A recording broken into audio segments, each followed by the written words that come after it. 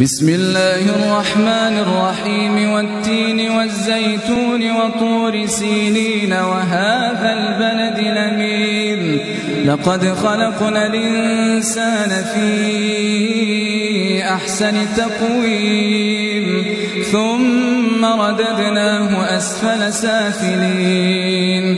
إلا الذين آمنوا وعملوا الصالحات فلهم أجر غير ممنون فما يكذبك بعد بالدين أليس الله بأحكم الحاكمين بسم الله الرحمن الرحيم اقرأ باسم ربك الذي